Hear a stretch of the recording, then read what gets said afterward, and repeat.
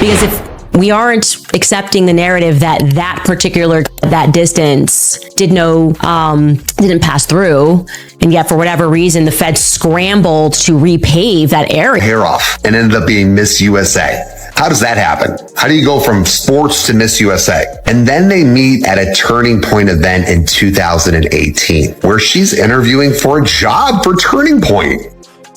Solidified. I got a feeling there's more. All right, you guys, happy Monday. Erica Kirk, man, she really is just the moment. The speech that she gave, everybody was just wowed by her. Erica Kirk is at the head of Turning Point USA because, just like I alluded to last week, and which I will double down on now, I believe that people within that company betrayed Charlie. Okay. Candace Owens just spilled that Charlie Kirk's death wasn't some random thing. She hinted the people closest to him turned on him. And the wild part is, Charlie already knew it was coming. One more thing rather explosively. 3 people who told me off record, 2 people who have this in a written communication from Charlie. One who is a Turning Point USA donor, and I would say very much one of the white knights in this. The very day before Charlie Kirk died, he expressed that he thought he was going to be killed. He told these people, I think they're going to kill me. Okay.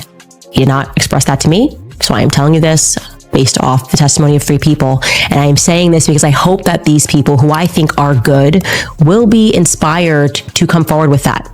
Now, again, those conversations I had were off record. I honor that. If I say it's off record, it stays off record.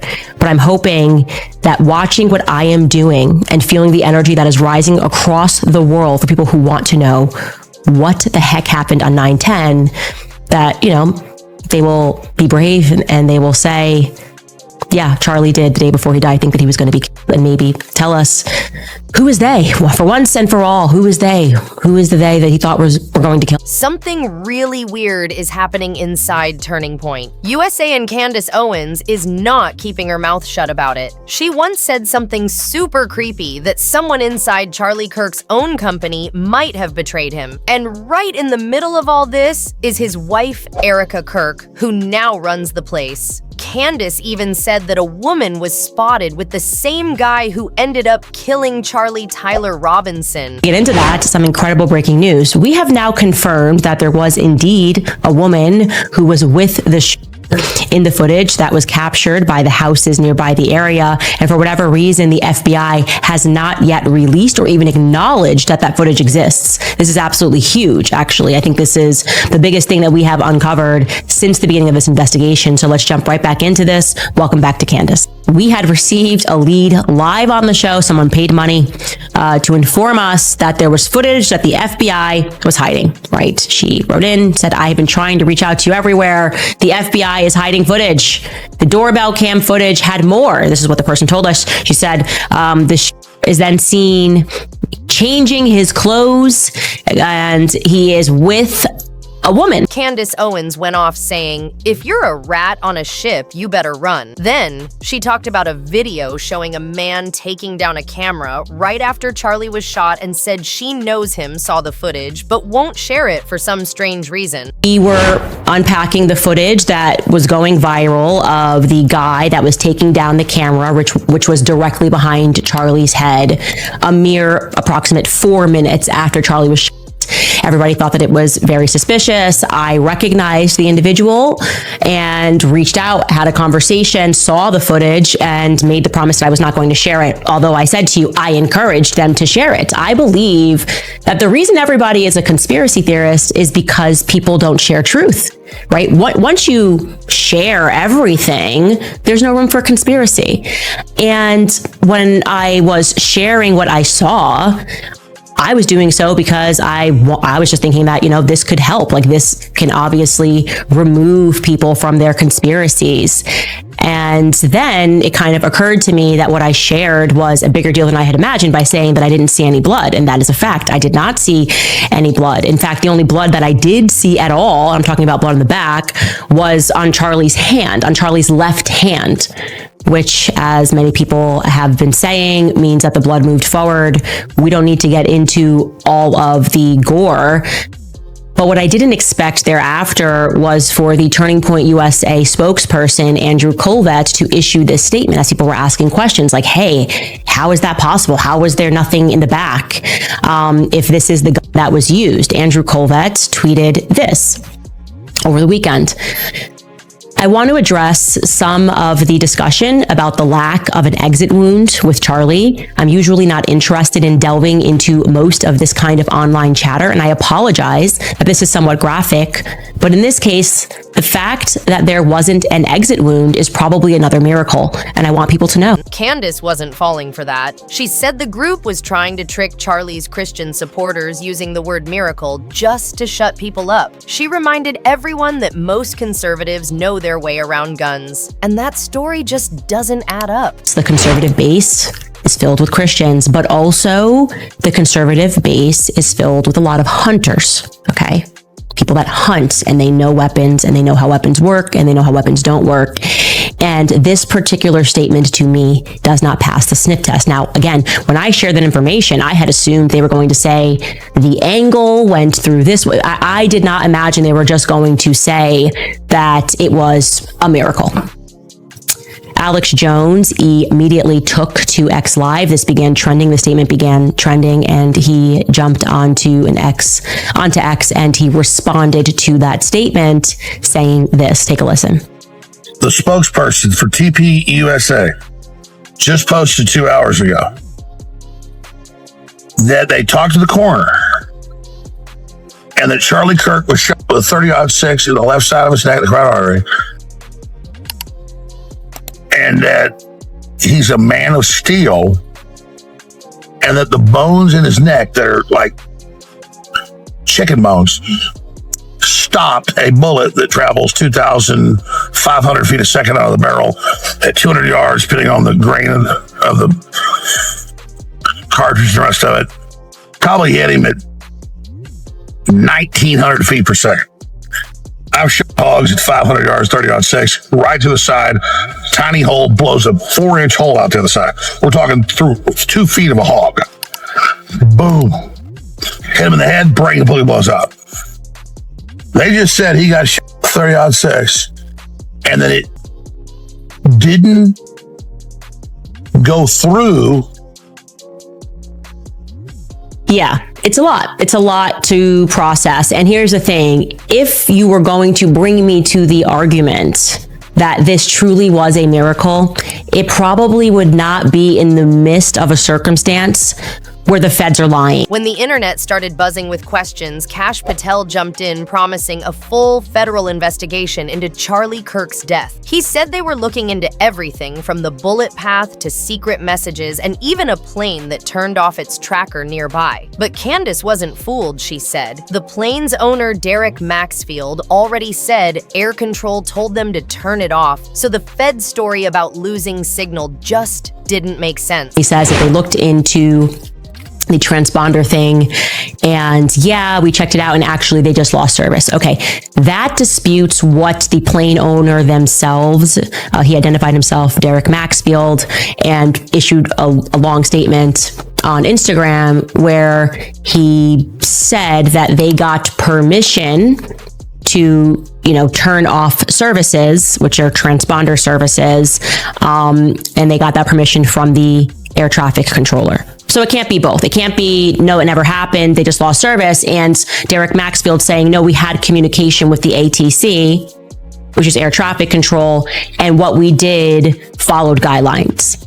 So that's already a problem. Secondly, saying that you're not going to release information because you want to protect the integrity of the investigation while also releasing those ridiculous text messages that looked like somebody was having fun on TikTok and making, a ridiculous skit.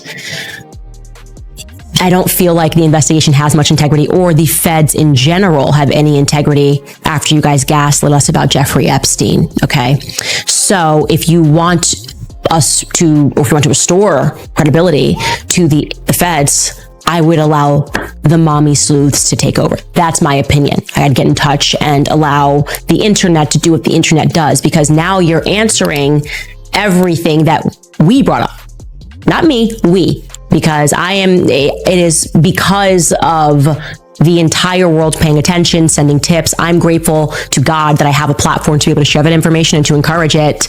But this is just coming from regular people around the world. And now you guys are, it feels like playing defense because you have not been playing offense. Candace dropped a wild theory saying tunnels and pipes ran right under where Charlie sat, and she claimed photos showed hidden hatches tied to the school's irrigation system, making people wonder what was really happening down there. About how important those valves were to warfare, because if you just want to shut down someone's pipeline, let's say you want to shut off water, or you want to shut off gasoline, yeah, it makes sense why the government would want to be controlling pipelines and valves.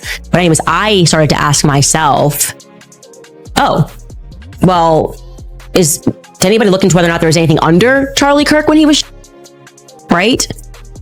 Because if we aren't accepting the narrative that that particular that distance didn't pass through, and yet for whatever reason the feds scrambled to repave that area, maybe, as some people have speculated, he was from a closer distance. I started wondering, was there an access point to any valves? Were there any pipelines that could have been under Charlie? And as it turns out, I looked at some old pictures of where he was sitting, and there was a massive pipeline that was almost exactly behind where Charlie was sitting. Here's that maybe it's a water pipeline, I don't know, but there it is under the flag. And to your right, I went into my tips line and I saw that somebody had messaged me about this. More than one person messaged me about this. They're like, hey, yeah, there's like a whole underground thing there. And to your right, you're observing those two little boxes, and they told me that was a trap door. Now, I'm not implying someone, popped up and Charlie, but that's a close up of that area. I'm just implying that there's an entire underground there.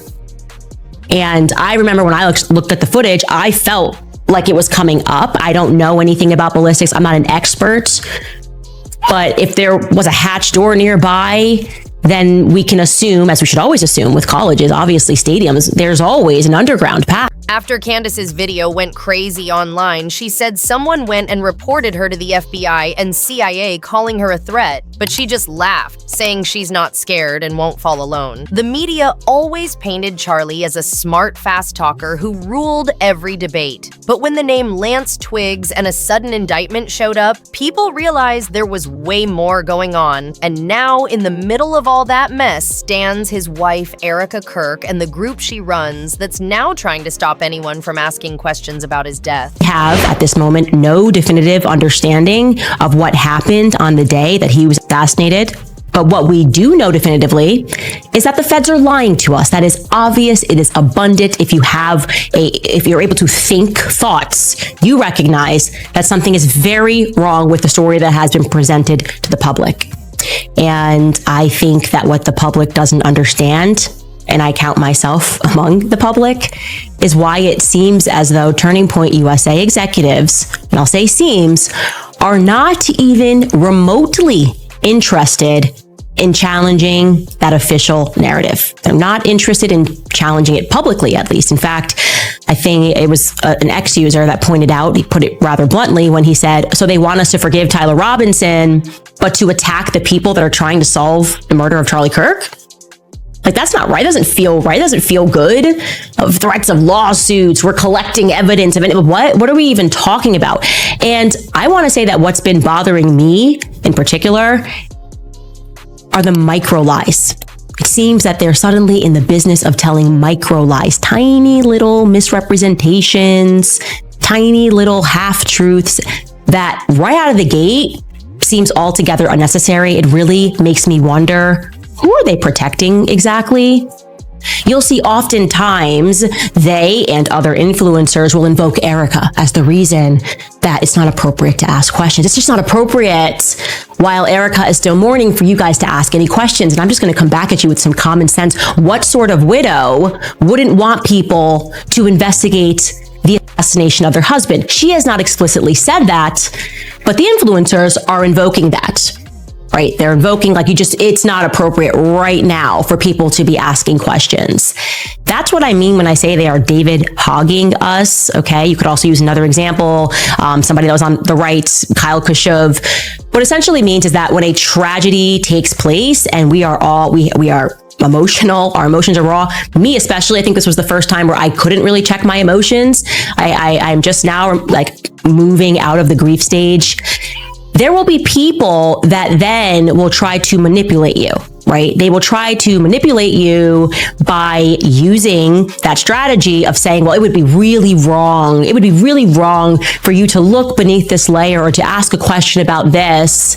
And it would be an injustice to Charlie Kirk's legacy, really. Through all of this, Candace still feels deep down that someone close to Charlie turned on him. Starting to think, and let me know if you think this is crazy, but I'm starting to think that the assassination of Charlie Kirk was something akin to a regicide, right? The assassination of a king to install a new ruler who the king would have never approved of, right?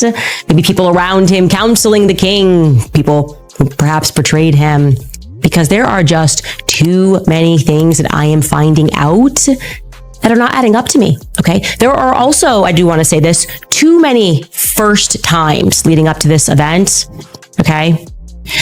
One person who emailed me said, hey, I've been supplying bulletproof vests to Charlie for all of these campus tours, and suddenly last spring, the last campus tour, they canceled my contract with them. They did not want to renew. When I asked them why, they told me that Charlie wanted to go a different direction by getting an army vest instead, like a metal army vest, I believe is what he says. And he said this made no sense to me. I didn't understand it. Okay, so Charlie decided to use a new company, even though I don't think he was actually wearing a bullet vest on that day. So what happened there, I'm not sure.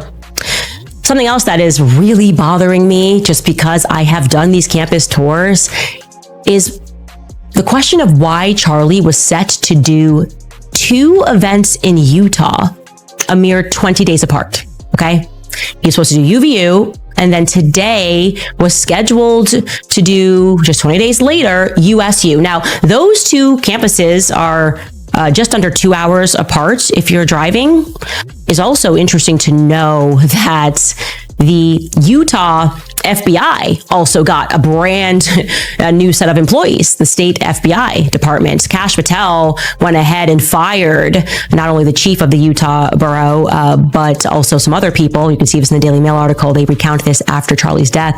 Kash Patel questions grow as it's revealed he gutted the Utah FBI leadership before Charlie Kirk's assassination. That is true. He fired the chief, among other people, and replaced her with Robert Bowles in August. I think Robert Bowles, actually, it was his first week when Charlie got shot. And he's somebody who has been in DC for decades. So it seems to me to be an unusual placement to then want to re-up your entire life, assuming you have a wife and kids, and move to Utah. But whatever, again, everything just feels a little too brand new to me.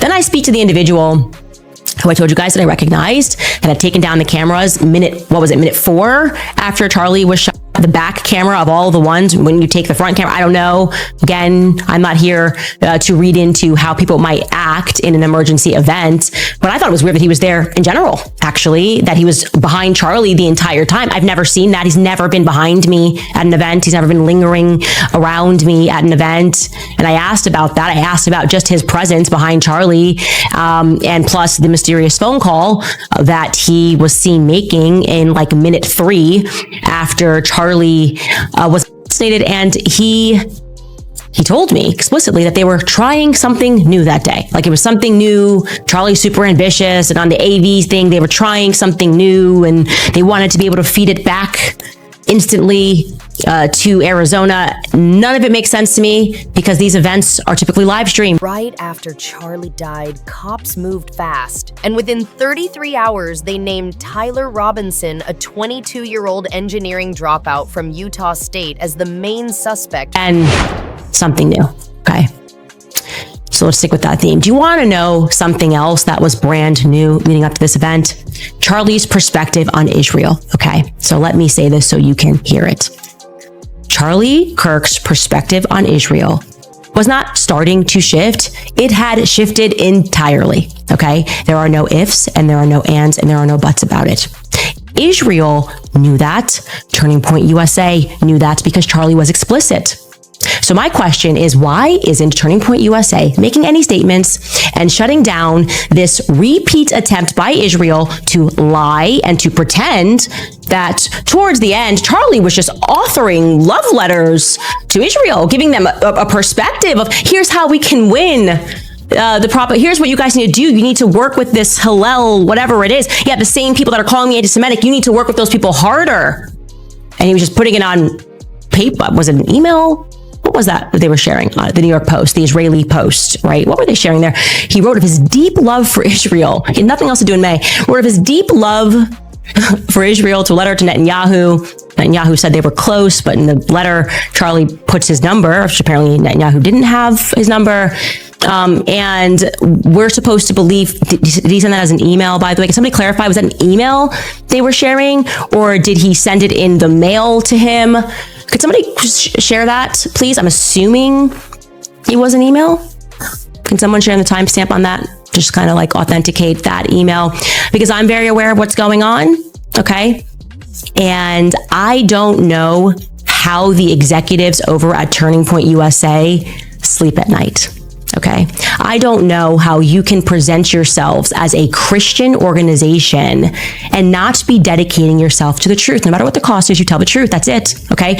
You don't hide it. You don't try to obfuscate it. You don't try to say, well, wait until the memorial event before we start looking into who murdered him. You tell the truth and you tell it immediately. Making people wonder how they found him so quick. After the news broke, the hashtag Utah cover-up went crazy online, with everyone wondering if Tyler was framed or had help. Then Erica showed up just hours after Charlie's death, standing with their two kids, calm and steady. She said, Charlie fought for his faith and now he's with his savior. And at the big memorial in State Farm Stadium, she spoke about America faith and carrying on his mission, leaving everyone thinking there was something she wasn't saying. Hello.